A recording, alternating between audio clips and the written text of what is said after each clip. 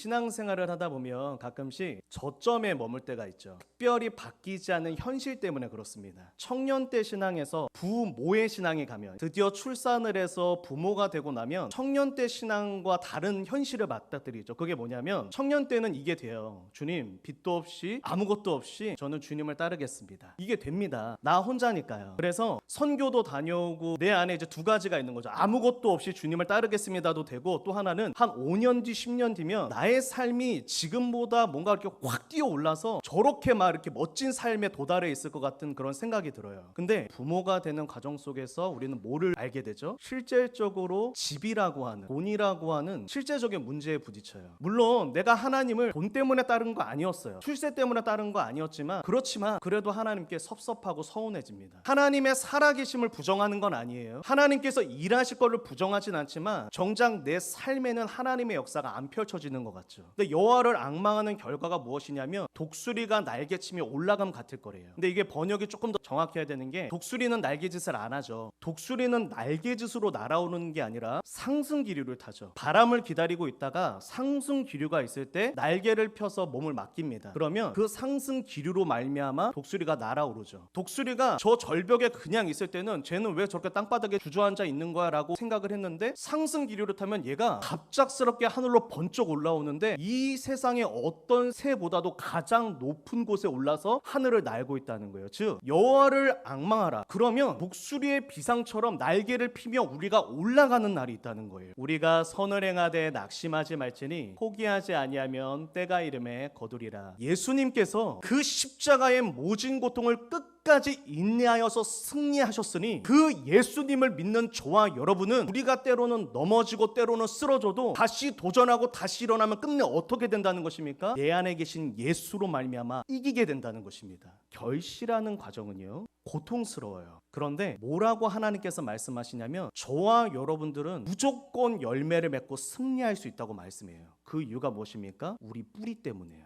저와 여러분은 줄기예요. 뿌리는 누구십니까?